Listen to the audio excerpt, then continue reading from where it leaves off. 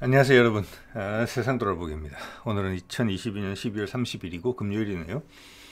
오늘 어제에 이어서 금주 초에 있었던 서울에 등장했던 그 북한의 무인기에 대한 이야기를 좀 해보려고 해요. 예, 당연히 이제 국방논평으로 꼭지고요. 그래서 그 사안의 그 심각성이 지금 언론의 보도 양태를 봤을 때는 충분히 전달이 안 된 채로 지나가는 것 같아요. 이게 그런 사안이 아니고 상당히 심각한 상황으로 이해가 되거든요. 그리고 남북 관계 그리고 동북아 정세에도 큰 어떤 분기점이 될 수 있는 사안이에요. 예, 주변국에서 다 관심 있을 수 있는 사안이에요. 우리 주변국들이라는 게 만만한 나라들이 아니잖아요. 중국, 러시아, 일본, 그리고 미국. 예. 자, 그래서 그 실체적 진실에 접근하는 하나의 방안으로서 이런 시나리오들이 있겠죠. 그 중에 저의 세상 돌아보기 시나리오에 대해서 한번 이야기를 해보겠습니다. 예. 자, 이 어제 이제 제가 말씀을 드렸던 동영상이고 여기에 대해서 여러 가지 설명들이 있는데 지금 앞으로 보여드리는 세 장의 슬라이드에 나오는 내용을 가지고 제가 일부는 반박을 하고 일부는 이 내용을 가지고 지금 이제 세계적인 드론 기술, 특히 자폭 무인 드론. 여기서 무인기는 뭘 의미하느냐면 자폭 드론이라는 의미에서는 무인기는 곧 미사일입니다. 예. 그래서 이번 무인기가 서울을 다녀갔다라는 거, 이 세 장의 슬라이드를 보면은 그 무인기가 어떤 행동을 보였는지가 보여요. 예. 자폭 무인기의 행태와 상당히 가까워요. 그러면 북한 미사일이 순항 미사일이 서울 시내를 1시간 동안 배회하다가 대통령실을 노리고 그냥 돌아갔다, 이렇게 해석될 수도 있어요 지금은. 자, 그 이야기를 해보려고 해요. 자, 몇 가지 사실을 먼저 볼게요. 시속 100km라고 해요. 제가 보기에 이건 상당히 낮은 쪽으로 이야기한 거예요. 우리도 지금 뭐 격추를 시킨 것도 아니고 데이터를 제공한 것도 아니기 때문에 군에서 제공한 자료를 비판적으로 일단 볼 필요는 있어요. 100km 뭐 얼추 맞다고 생각합니다. 이거는 최저치예요. 이거보단 빨랐을 거예요. 다른 드론들의 움직임을 봤을 때. 그리고 장거리 드론이잖아요. 이까지 날라왔잖아요 지금. 고도 3km라는 부분은 저는 반박을 하고 싶고, 시민들의 뭐 제보나 관찰, 뭐 인터뷰를 봤을 때 3km는 군에서 일부러 선택한 고도다, 이렇게밖에 안 보여요. 네. 자, 그리고 또 하나는 이제 저기 한강 하구 쪽으로 침입해서 이제 들어온 거죠, 서울을. 그래서 3시간 동안 있었다, 우리나라 영공에. 그런데 지금 보이는 이 비행기 일단 한 대라고 이야기를 해서 서울에 온 거는 전체적으로 이날 침입한 건 5대예요. 저는 그것도 좀 의심스러워요. 서울에 온 게 과연 한 대였을까? 이 한 대는 우리 쪽에서의 총알 한 발 발사되지 않고 그냥 돌아갔죠. 3시간 동안 있다 간 거예요. 시속 100km짜리가 3시간을 왔다 갔다 한 거거든요. 그리고 그들의 군의 발표로는 서울 상공에서 1시간 동안 동서를 왕복했다. 자, 1시간을 나른다, 시속 100km짜리가. 예. 이거는 전투기가 아니기 때문에 군에서 시속 100km라고 했으면은 그게 거의 일정한 속도로 계속 그렇게 3시간 동안 침범했던 기간 동안 그렇게 날았을 가능성이 높아요. 자, 1시간이면은 100km를 날아간 거죠. 그러면 3시간을 날아갔으면 뭡니까? 남한 땅에, 우리 땅에 들어와서 300km를 날은 거예요. 자, 요거 이제 일단 참고를 해두세요. 제가 나중에 다시 언급을 드리겠습니다만. 자, 그리고 이게 군에서 합동참모본부가 국회에다가 낸 항적이에요. 첫 번째 1번이 뭐냐면은 서울을 왔다 갔다 하고 군에서 이야기하는 한 대, 그죠? 딱 한강을 따라서 와서 서울 강북을 한번 횡으로 쭉 가로지른 다음에 갔죠. 2번은 한두 시간 있다가 뭐 동시기인지는 모르겠어요. 겹쳐요. 1번하고 2번을 따지고 보면 이게 1번이 10시 25분에 발견이 됐고 3시간 동안 있었으면은 한 2시쯤 돼서 돌아간 거잖아요. 2번은 12시 몇 분이니까 거의 동시에 왔다고 봐야 돼요. 2번은 4대라고 일단 군에서 이야기를 했죠. 자, 그러면 이게 일단 뭐 하나 짚어볼 만한 게 있어요, 여기서. 우리의 대응은 바다로 들어왔던 코브라 헬기에서 100발의 탄을 조준 사격도 아니고 4대에 대해서 단 코브라 헬기 한 대만이 100발을 지향 사격했다 그래요. 예, 군의 발표는 보면은 20몇 대의 각종 공군기가 하늘에 떴는데, 일단 그건 차치하고 오늘 주제에 좀 더 집중을 해서 보면은 이 그림상으로 봤을 때, 자, 이런 대부분 아실 겁니다. 이제 한강 하구에서 이 서울이라고 찍힌 저게 딱 용산이에요. 남산 밑에. 여기까지 거리가 얼마인지 대충 아실 겁니다. 대부분 40km예요. 편도로. 그죠? 그러면 이 군에서 제시한 자료대로 했을 때 서울의 강북을 횡으로 왕복을 한 거거든요. 이러면 20에서 30km 안짝이에요. 거리가. 일단 의문이 들죠. 왜? 이게 사실이 아니다는 거예요. 1시간 동안 서울 상공에 있다고 그랬거든요. 1시간 동안 시속 100km짜리가 1시간에 있었으면 얼마입니까? 100km를 움직였었어야 돼요. 근데 기껏 있은 거는 20에서 30km밖에 안 있었거든요. 이것만 보더라도 이 자료는 실제 상황을 100% 묘사하고 있지 못하다. 감춰져 있다. 이렇게 이해할 수가 있어요. 예, 다시 돌아올 겁니다. 이 부분은. 자, 그럼 일단 오늘 자폭 드론에 대해서 한번 볼게요. 자, 북한이 보낸 것이 자폭 드론인지 아닌지 몰라요. 예. 그렇지만 그 행동 거지를 봤을 때는 오늘 쭉 자료를 보시면 여러분들의 판단입니다. 예. 저의 판단은 자폭 드론의 행태랑 상당히 비슷했다. 그리고 군의 발표 자료와도 일치한다. 그리고 이 자폭 드론의 기술이라는 게 고급 기술이 아니다. 그리고 이란과 북한은 서로의 기술을 주고받는 사이인 것은 예전에 뭐 미사일 관련해서 보도자료를 통해서 우리도 잘 알고 있는 내용이잖아요. 예. 자, 그리고 이게 자폭 드론이든 자폭 드론이 아니든 우리 서울의 심장부 대통령실 근처까지 날아왔으면 이거는 적성기가, 저게 군용기가 우리 핵심 지역까지 날아온 거니까 반드시 격추가 돼야 되는 건데 격추가 안 됐다. 뭐 일단 이런 것이죠. 그러면 이걸 구분해서 격추를 한 것도 아니고 기종이 공개된 것도 아닌데 이것을 정찰용 단순 무인기라고 판단할 수 있는 근거는 없는 거예요. 네? 대통령실을 지키는 수방사의 대공을 담당하는 책임자들이 그런 마인드를 갖고 있지 않아요. 절대로. 제 생각에는. 여차하면 격추를 해야 되는 부분이에요. 이거는 충분히 그럴싸한이었다는 게 이 세상 돌아보기의 생각입니다. 자, 그래서 제가 이걸 선택한 이유는 어제도 말씀드렸지만 국방부 장관이 5m짜리가 안 되기 때문에 이건 2m라고 이야기를 했어요. 어떻게 2m인지 아는지는 저는 모르겠습니다만 5m 이상은 돼야지 무장이 가능하기 때문에 비무장이다 라고 이야기를 했는데 그게 저는 오류라고 어제 지적을 한 바가 있어요. 지금 이란에 있는 이 자폭 드론은 날개 길이, 양쪽 가장 날개 길이가 2.5m고 길이는 3m예요. 3m 좀 넘을 겁니다. 국방장관이 증거도 없이 제시한 2m 그리고 5m 이상은 무장이 가능하다. 이거는 날개폭은 2.5m, 길이는 3m 좀 넘는데 그 범주에 들죠. 5m 이하잖아요. 이거는 폭탄을 장착하는 게 아니고 이때부터는 이 비행기 자체가 폭탄입니다. 예, 그래서 자폭 드론이라는 거예요. 가미가제 드론이라고 하고 이거 열심히 우크라이나에서 사용되고 있잖아요. 지금 이란에서 러시아에 팔아가지고. 그래서 외국 자료들을 보면 이걸 소형 순항 미사일로 분류해요. 드론이 아니고 미사일이에요. 소형 순항 미사일. 예. 자, 다른 말로 하면은 이종섭 장관의 말은 이미 틀렸어요. 5m 이하가 무장이 되는 거예요. 왜? 비행기 자체가 폭탄이니까. 그 다음부터 그가 거기에 기반해서 펼친 논리는 전부 다 오류예요. 국방장관으로서 있을 수 없는 지식의 부재죠. 어떻게 보면.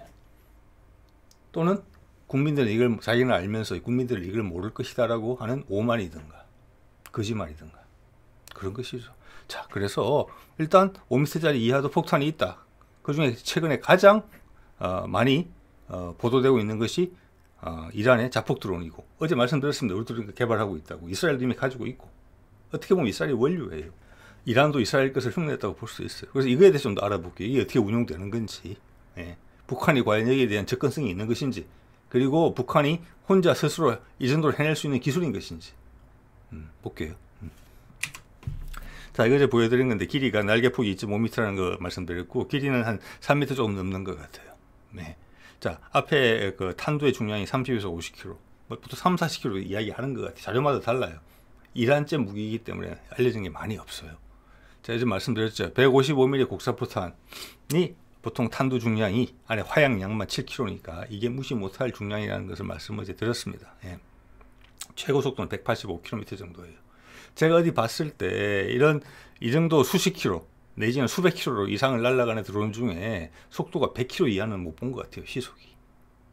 그래서 우리 군이 날라온 북한 드론을 보고 시속이 100km라고 이야기를 했다고 하는 것에 대해서 그럴 가능성은 있지만 최저치다, 이런 말씀을 드린 겁니다. 예. 자, 이거 보면 이륙하는 장면이에요. 이게 이제 샤헤드라는 그 드론이죠. 이란의 136이라는 거. 이게 뭐 몇 가지 개선형도 나와 있는 것 같아요. 자, 우리도 이런 드론 개발하고 있잖아요. 심지어 우리 LAH에서 개발하고 있는 것도 이런 방식이 똑같아요. 대신 우리가 개발하고 있는 것은 헬리콥터에서 발사를 해야 되기 때문에 캐니스탄에 들어가야 돼요. 딱 예쁘게. 그래서 날개가 좁혀져 있는 것이죠. 이스라엘제도 마찬가지예요. 일단 단가가 좀 올라가겠죠. 부피는 작아지지만 항상 뚜껑이 닫혀 있고 보관도 쉽겠죠. 용이하고. 탁 발사가 되면 날개가 착 펴지는 방식이에요. 그 외에는 이거랑 똑같아요. 그렇게 보시면 됩니다. 이게 더 단가가 저렴한 거예요. 이 트럭 뒤에 실린 거거든요. 5개가. 한 5톤 트럭 정도 실렸을 거예요. 아까 크기는 말씀드렸잖아요. 자, 어떻게 되느냐. 처음에는 우리 LAH에 있는 그거랑 똑같아요. 개발 중인 거랑. 처음에 로켓 부스터가 몸통 밑에 붙어 있다 그래 팍 터져요. 형궁 처음에 발사할 때도 퉁, 신궁도 그렇죠. 퉁 부스터가 잠깐 밀어내죠. 예? 그런 기능이에요. 그 다음부터는 주 엔진이 점화돼서 가는 거죠. 예. 자, 미사일 같은 경우는 주 로켓이 점화되죠. 그건 발사자를 보호하기 위해서 그러는 거지만, 여기 같은 경우는 주 엔진이 피스톤 엔진이에요. 자동차에 들어가는 거. 오토바이 엔진이라고 말씀드리는 게 맞겠네. 예, 그렇게 날아가는 거예요. 예. 자, 이게 그 엔진으로 추정되는 바예요. 이게 보면은 50마력짜리 엔진이에요. 그러면서 이게 독일제 스쿠터 엔진을 중국에서 생산한 것을 저렴하게 샀다. 왜냐? 지금 이란은 무역 제재를 받고 있잖아요. 북한도 마찬가지죠. 그래서 군수용품의 부품을 살 수가 없어요. 그래서 이 드론을 제작하는 데 들어간 많은 부품들은 그냥 민수용품이에요. 민수용품. 그래서 값도 싸요. 그거 최대한 활용한 거예요. 이거는 게다가 4스트로크 엔진도 아니에요. 2번 왕복에 1번 폭발하는 그것도 아니에요. 아주 초기 오토바이 엔진이에요. 2스트로크 엔진. 그래서 이거 여러분 예초기 써보셨습니까? 줄 당겨서 시동 거는 거? 바라랑. 그거 보면 오일을 많이 먹잖아요. 그래서 엔진 오일을 아예 그냥 연료에 섞어주는 거 아실 겁니다. 그게 이 2스트로크 엔진이에요. 효율성이 떨어져요. 공해도 심하죠. 예.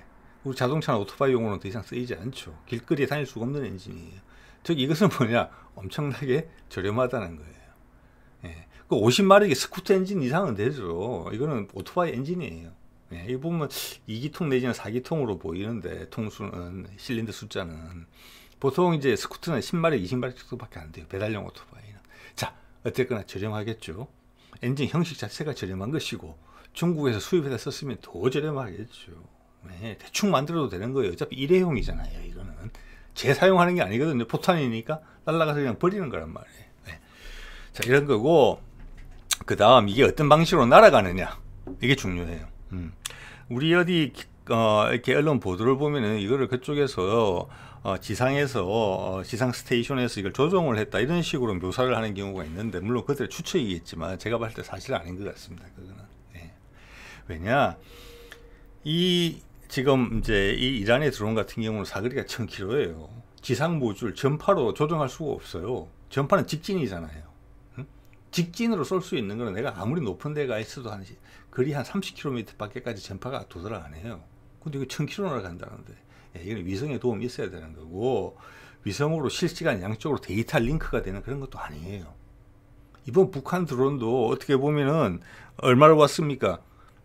직선거리 한 50km를 날라온 거거든요. 그러면 이거는 그쪽에서 보고 조종을 하는 그런 게 아니에요. 그리고 앞에 뭐 EOIR 시스템이 있어서 그걸 보고 조종을 한다, 그런 개념 아닙니다. 이거는 뭐냐면은 처음에 이미 목표가 정해져 있는 곳을 날라온 거예요. 이제 지점 A, B, C, D 거쳐서 거기서 얼마 동안 시간을 보내다가 다시 이 지점으로 돌아와, 이렇게 사전에 입력을 받고 날아가는 거예요. 그게 이란제 드론도 그래요. 그 웨이 포인트라고 그러죠. 거쳐가는 포인트를. 그게 우리 대한 미사일 할 때 보면 그게 나옵니다. 상대방한테 그 경로를 안 들키기 위해서 왔다 갔다 하는 경우가 있어요. 그런 거랑 비슷하다고 보시면 되고, 대신에 미리 알려진 좌표를 향해 가는 것을 위해서 내 위치를 파악할 필요가 있어요.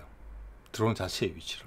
그거 파악하는데 두 가지 방식을 써요. 하나는 관성 항법 시스템을 써요. INS라는 거. 그 다음 또 하나는 위성 항법, 우리 소위 말하는 GPS, 우리 휴대폰에 들어있죠. 그게 군용은 정밀도가 세고 상용은 정밀도가 떨어져요. 근데 우리 휴대폰 써보셔서 알겠지만 휴대폰 안에도 그 칩이 다 있잖아요. GPS 수신 칩이. 옛날보다 정확도 많이 올라갔죠. 그래서 이란이 쓴 거는 이거 전부 다 상용으로 살 수 있는 걸 쓴 거예요. 그러면서 위성 항법 같은 경우는 뭐냐, 이게 미국제 GPS뿐만이 아니라 유럽제 갈릴레오, 그리고 러시아제 글로나스, 그리고 중국제 베이두, 이런 거를 상용 신호를 다 받을 수 있게, 그래서 그것으로 평균을 내서 찾아가게, 그래서 정확도를 향상시키게, 이런 이야기까지 나오고 있는 상황이에요. 저렴하면서 실전에 사용하기에 충분한 정확도를 보유하고 있다는 것이죠. 자, 그러다가 상대방이 제이밍이 들어오죠. 제이밍이 들어와서 GPS가 닫힌다. 그럼 IS만으로 날아갈 수 있어요. 제이밍을 걸 수 있는 범위는 제한되어 있어요. 그걸 지나서 다시 GPS가 위성 항법 수신이 활성화되면 그걸로 또 가는 거예요. 이렇게 저렴하고 간단하게 조정된 거예요. 그래서 이 북한 드론은 이미 갈 방향을 다 알고 왔다, 저는 이렇게 봅니다. 그들의 이동 거리를 봤을 때도 더더욱. 자, 그리고 이거는 이제 러시아에 수출이 돼가지고 이란 드론이 우크라이나에서 실전에 투입이 됐는데 격추된 경우가 여러 있죠. 그래서 그 격추된 것을 뜯어본 자료가 나온 거예요. 우크라이나 쪽에서. 이번 플라이트 컨트롤이라고 돼 있죠. 비행 제어 시스템이 들어있는 거예요. 그죠? 방향을 조정해야 되니까 자기들도 그 타격 목표를 찾아가기 위해서. 거기에 들어가는 기판들인데 여기 이제 텍사스 인스트루먼트 제가 있다 발견됐다 이런 거예요. 그럼 이게 텍사스 인스트루먼트가 법을 어기고 팔았느냐? 그게 아니다. 그냥 상용 제품을 갖다 썼다 이런 이야기예요.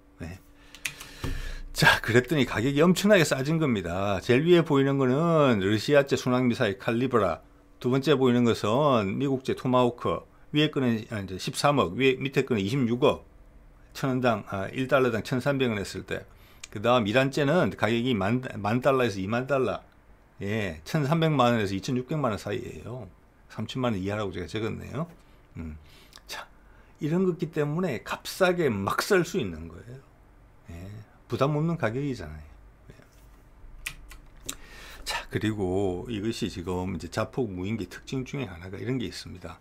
로이터링 뮤니션이라고 뭐 우리도 개발하고 있고 미국도 이미 시장에 내놨죠. 스위치 블레이드라는 거. 그리고 뭐 이스라엘 옛날부터 했고 그 효과적으로 판단되기 때문에 하는 거예요. 이게 뭐냐면은 자, 지점을 가서 그쯤에 가서 선회하고 있어. 실전이라고 생각해 보세요. 전황이 시시각각으로 바뀌어요. 타격 목표가 막 달라질 수 있어요. 그래서 일단 선회를 시켜요. 즉지 상공에 가서. 싸잖아요. 몇백 미터 상공에서 선회를 해요. 자, 그러면 다른 어떤 정찰 자산으로부터 새로운 목표에 대한 좌표가 전달이 돼요. 그래서 최근 개선형은 거기에서 쌍방은 아니지만 일방으로, 어차피 위성통신이 되는 거니까 일방으로 좌표를 지정할 수 있는 그런 역할이 부여되어 있는 것 같아요. 그리고 타격을 지시할 수도 있겠죠, 당연히. 자, 그래서 이 로이터링이라는 거, 대회하는 거, 하늘에서 선회하고 있는 거, 이게 상당히 핵심적인 기능이죠. 155mm 포탄처럼 쐈다고 바로 떨어져야 되는 그런 게 아니라는 겁니다. 이 점이 엄청나게 강점인 것이죠. 그래서 이스라엘제 드론 같은 경우 보면 전장에서 수십 시간 떠 있어요, 그냥. 자, 이런 것들이 이제 운용되는 방식입니다. 방식이고 또 하나의 특징은 이게 저렴하잖아요. 그리고 속도도 느리죠. 저게 대공 기관총에도 그냥 격추될 수 있어요. 대공 기관포에도. 사람이 쏘는 게도 맞을 수 있어요. 속도가 느리니까 워낙. 그리고 뭐 조종사가 있어서 회피 기동을 하는 게 아니잖아요. 정해진 목표를 그냥 가는 거예요, 이렇게. 로봇이니까. 자, 그래서 이들이 운영하는 방식은 일단 저고도로 가는 거예요. 저고도고 이 소재가 뭐랄까 탄소 섬유 같은 것도 만들어져 있어요. 크기는 워낙에 기본에 작잖아요. 큰 새만한 거 아니에요, 지금 어떻게 보면은. 그래서 거기다가 저공으로 날게 되면은 산 계곡으로 나는 거거든요. 레이더에 걸릴 가능성이 상당히 낮다, 이렇게 보는 거예요. 높이 떠 있는 것보다. 높이 떠려면은 엔진의 파워도 좋아야 돼요. 높은 고도로 올라가려면. 자, 그리고 아까 말씀드렸다시피 값이 싸요. 그래서 이런 드론의 공격 방식은 스왑프 공격이라고 그래요. 벌떼들, 뭐 그런 게 모기떼, 뭐 저희 메뚜기 때 이럴 때 쓰는 게 스왑프란 단어고, 우리말로 굳이 바꿔보자면 포화 공격이에요. 상대방이 나를 몇 대 격출시킬 수는 있겠지만 나는 그거보다 더 많은 숫자를 뭐랄까 투입해서 결국은 그 목표를 타격한다. 약간 6.25 때 인해전술 같은 그런 걸로 이해하시면 됩니다. 이게 저렴하고 싸기 때문에 가능한 거예요. 예. 우리도 이거의 공격 전술에 대한 고민을 연구가 진행되고 있는 게 보여요. 예. 예. 그래서 곧 일반화될 기술이에요, 이런 것들이. 자, 이런 보면은 낮은 고도로 운용할 가능성이 높다는 거예요. 그리고 배회를 한다는 거죠. 그죠? 최종 명령을 기다리면서. 예. 그리고 이 드론만 있는 거 아니에요. 지금 이 똑같은 걸 지금 북한이 이번에 사용했다고 제가 말씀드리는 거 아니라는 것을 분명히 알고 계시죠. 어떤 가능성에 대해서 이야기를 하는 거예요. 예, 여러 가지 가능성. 그리고 우리 수도 서울의 방공을 책임지는 부대에서는 이걸 충분히 고려해 봐야 되는 시나리오에 들어있는 거예요. 최악의 상황으로. 그리고 지금 현재 전장에서 사용되고 있잖아요. 그리고 과거에도 북한의 드론이 우리나라 땅에 넘어온 적이 있었잖아요. 우리가 그걸 못 찾았잖아요. 그죠? 네. 자, 이 드론만 있는 게 아니에요. 5m 이하로 따지자면 이거보다 더 큰 것도 있어요. 대형 자폭 드론 위에 보이죠? 똑같은 방식이에요. 몸매가 좀 날씬해졌죠? 그렇지만 뒤에는 역시 로켓 엔진으로 일단 띄운 다음에 프로펠러 엔진으로 멀리까지 보내는 건 똑같아요. 네. 타격력이 훨씬 크겠죠. 자, 좀 전에 거는 2, 3m짜리고 이거는 4, 5m짜리인데 크기를 한번 보십시오. 제가 4, 5m라고 말씀드렸는데 아래 사진에서 사람의 크기랑 비교를 해보세요. 예. 타격력이 엄청나겠죠. 그리고 모양이 유선형인 것으로 봐서는 엔진도 강력한 게 들어가 있죠. 그거보다는 뭐 강력해봤자 얼마나 강력한지는 모르겠습니다만은 일단 속도도 빠를 거예요. 이런 드론은. 네. 자, 이렇게 레인지가 있다는 겁니다. 그러니까 단 하나의 모델을 이야기하는 게 아니에요. 예. 이란은 북한과 기술 교류가 많은 나라예요. 저렴한 가격으로 상대방한테 강력한 타격을 줄 수 있는 레이더망을 피해서 저고도로 침입해서 동시에 수십 배를 날릴 수 있는.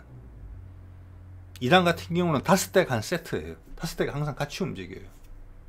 요번에 북한이 우리한테 날려보낸 것도 1 더하기 4, 5대죠. 예. 작전 개념이 비슷해요. 운영 개념이. 그래서 우리가 그걸 가늠해 보자는 거예요. 과연 북한이 이런 시도를 할 수 있는 수준인가 아닌가. 저는 할 수 있는 수준이라고 본다는 거예요. 네. 우리 군에서 그렇게 생각할 거예요. 그런데 지금의 대응이 맞냐 그러면 거기에 대해서 전혀 안 맞다는 것이죠. 우리나라의 수장에 목숨이 왔다 갔다 하는 상황인데 그렇게 이렇게 대응을 한다? 엄청난 심각한 사안이죠. 예. 자, 이것은 제가 찾았습니다. 이거 봤는데 좀 전에 이제 보여드린 이란제 자폭 드론이 러시아에 수출이 돼서 키예프라고 그러면은 우크라이나의 수도죠. 거기를 타격하는 모습이 찍힌 동영상이에요. 지금 이게 지금 키예프 목표 이 동영상이 지금 캡처인데 이거 몇 초 지나서 꽝 하고 부딪혀요. 요 같은 거리에 있는 지점에 사람들이 보고 탄성을 지르고 소리를 지르고 지금 이 사진 촬영자 옆에 있는 사람들은 화면에 보여요. 그게 예? 소총을 꺼내서 사격을 하는 게 이 드론에다가. 자, 그러면 이게 부딪히기 지금 몇 초 전이라고 말씀을 드렸잖아요. 속도가 시속이 100km, 200km면 이 고도가 어떻게 되겠습니까? 이거 100m, 200m 밖에 안 되는 거예요. 고도가. 왜? 몇 초 후에 땅에 부딪혔으니까.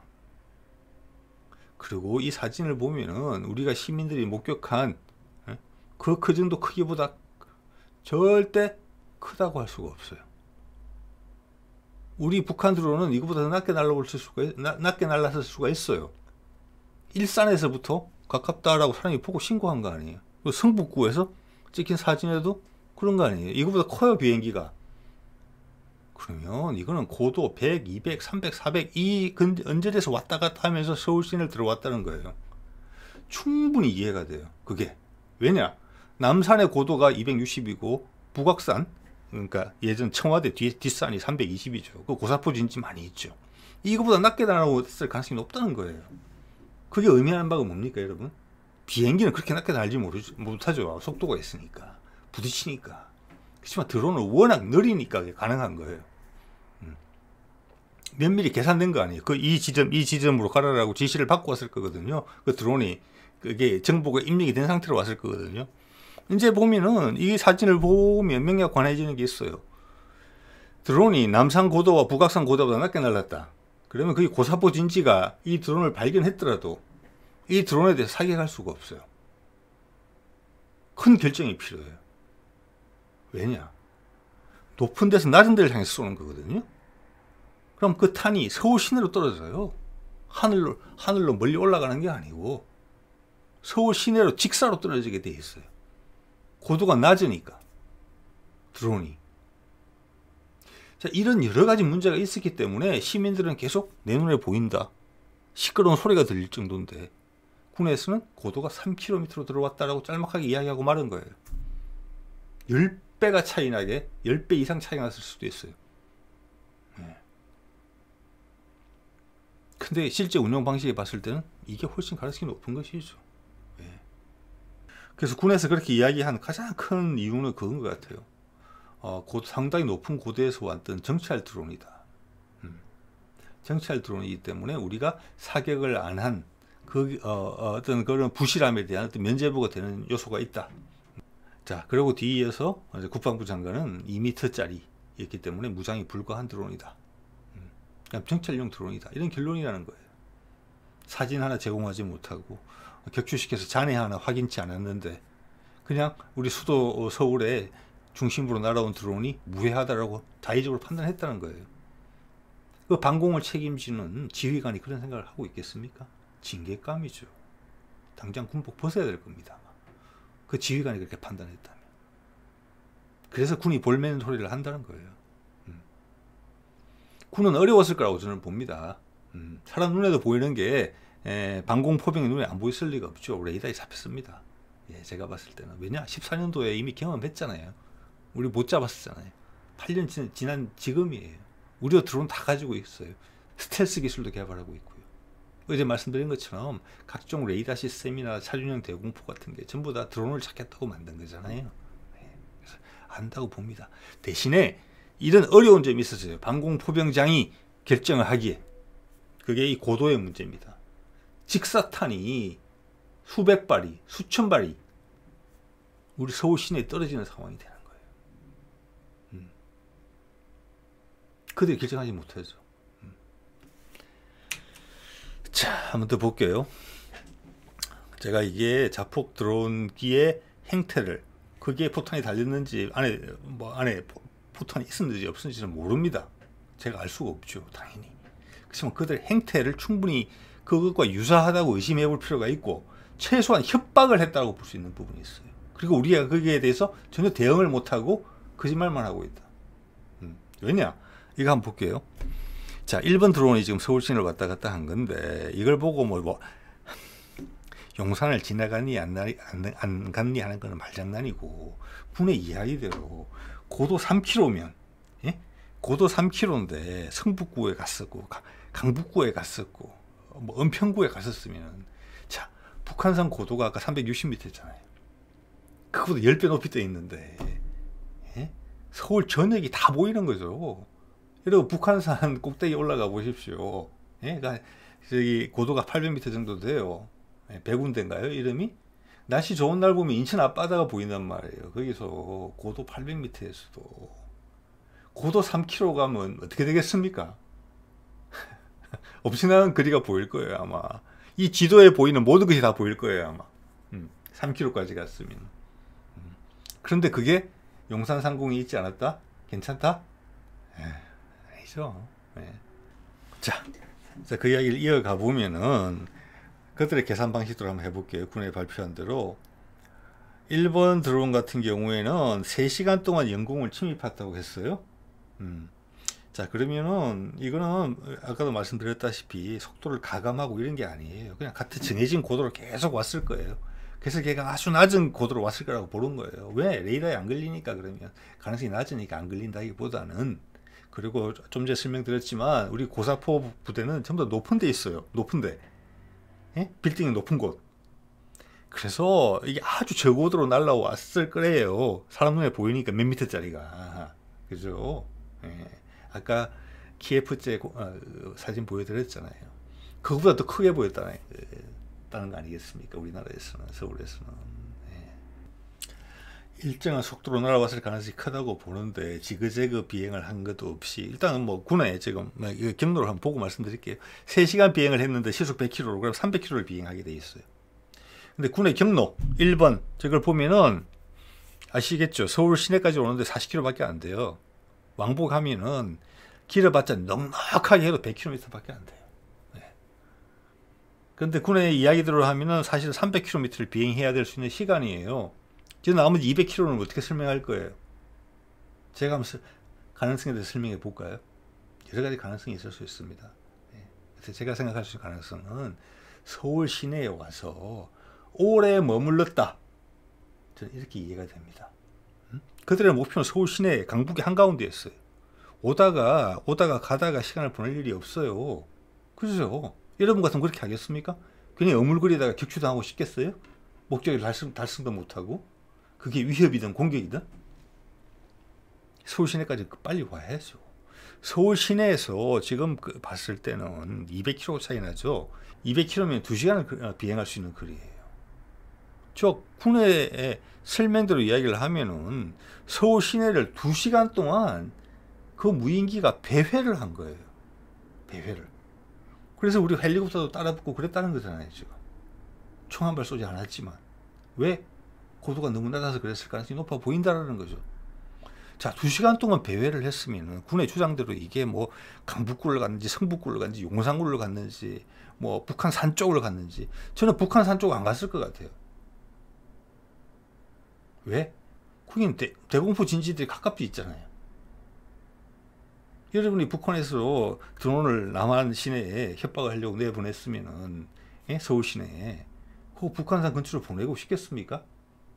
대통령실도 이미 이쪽으로 용산 쪽으로 옮겨져 있는데 그래서 2시간 동안 어디를 갔는지 배회를 했는지 실제 그림을 나오면 그려보면 뺑뺑이가 뺑뺑뺑뺑뺑뺑 수십 바퀴 돌았어야 돼요. 서울 시내에서.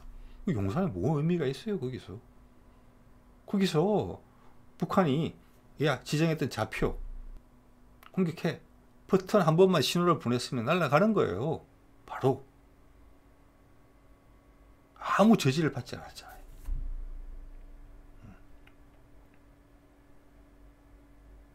그렇기 때문에 심각하다는 거예요.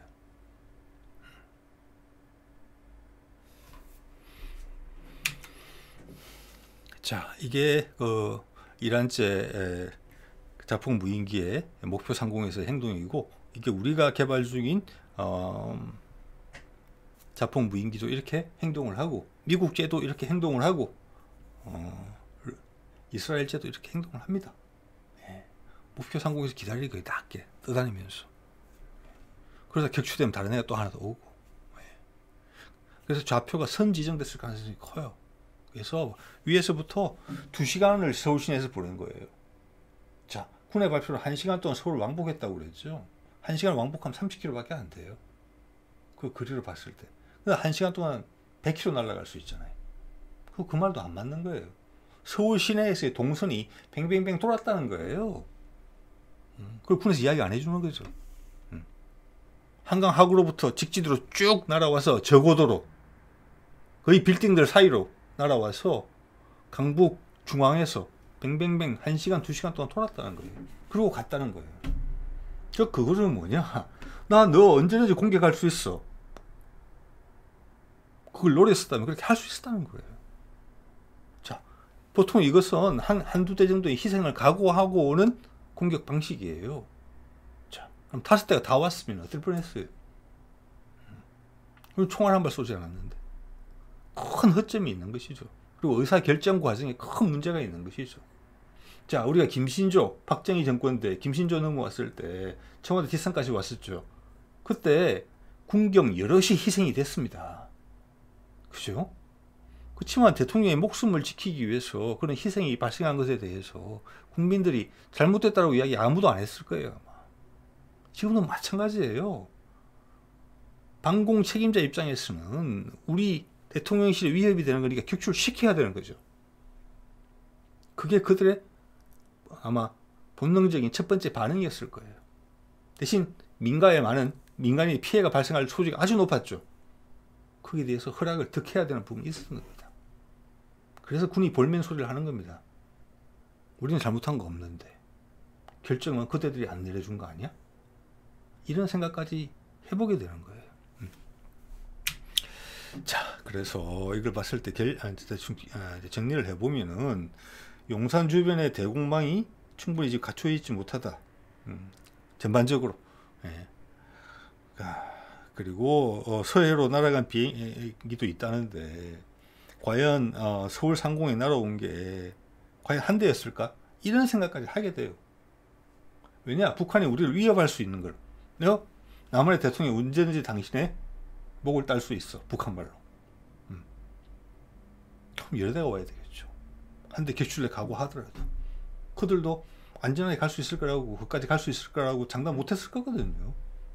한 대 결축하고 얼굴 면만 상한다? 여러 대 보냈을 가능성도 높다고 봅니다. 이까지 의심하게 돼요.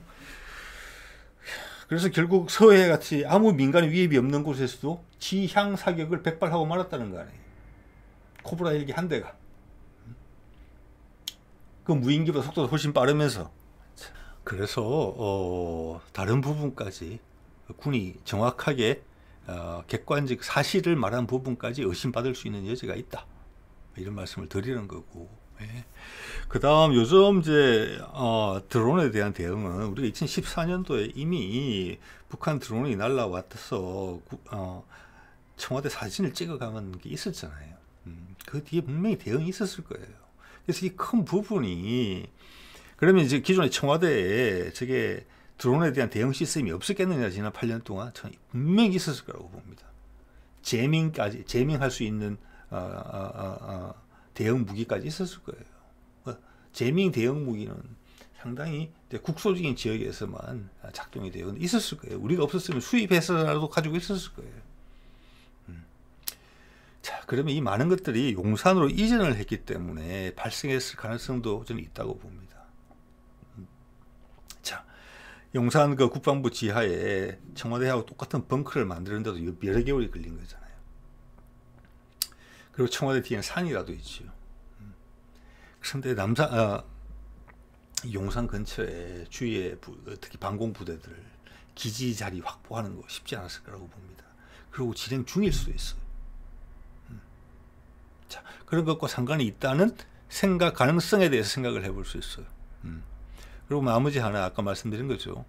자, 대통령실을 향해서 오는데 낮은 고도이기 때문에 우리가 저는 파악했을 가능성이 훨씬 높다고 보거든요. 단지 공격 명령을 내리냐 마느냐 여기에 대해서 큰 혼란이 있었을 것 같아요. 우리가 예상했던 것보다 훨씬 저고도로 들어왔기 때문에. 그리고 용산이라는 새로운 세팅에서 그 대응 방법, 소위 말하는 그 SOP라고 그러죠. 어떻게 대응하라는 그 부분이 아직 불완전할 수가 있어요. 왜냐하면 지역 여건이 수십 년 뒤에 산이 있고 수십 년 동안 그 방어 시설에 대해서 고민을 한 지난번 청와대하고는 다르잖아요. 지금 6개월도 채 안 됐잖아요. 지금 그죠? 그걸 북한이 노렸는지 몰라요. 그래서 이 많은 것들이 생각하면 생각할수록 청와대에서 큰 준비 없이 용산으로 이사 온 이것과 연계가 돼 있어서 우리 대통령의 목숨이 간당간당한 위기까지 갔었다. 이렇게 생각할 수 있는 여지도 있습니다. 예. 자, 그리고 아무리 불비한 여건이라도 불비한 여건이기 때문에 더더욱 방공 책임자는 이것은 타격을 하려고 했을 거예요. 예. 그 방공 담당자의 군인으로서의 마음 자세는 어떻겠습니까? 내 목숨이 잃더라도 저 비행기를 격추시키는 거예요. 그게 그 사람의 기본적인 군인으로서의 마음 자세였을 거예요. 그렇지만 이 민간인 희생이 어쩔 수 없이 발생하는 게 확실했어요. 빠른 결정을 요청했겠죠. 그렇지만 그 결정은 오지 않은 것 같죠. 이미 성북구 상공에서 헬기가 꼬리를 잡고 다녔는데도 결국 발포하지 않았잖아요. 자, 그럼 또 참 의혹이 많아요. 자, 그러면 일단 그런 상황에서 누가 결론을 못 내렸다는 것은 엄청나게 큰 문제예요. 일단 그 자체는 책임을 2번, 3번 고쳐 물어도 대통령실의 목숨이 중요해서가 아니라 나라가 혼란에 빠지잖아요. 그래서 대통령의 목숨을 지키는 거잖아요. 그거 이뻐서 지켜주는 게 아니고. 어쨌거나 우리한테 타격을 안 하고 돌아갔잖아요. 그러면 민가가 없는 곳까지 계속 추격이 가능한 부분인데, 왜냐? 우리 헬기가 그들보다 훨씬 빠르니까.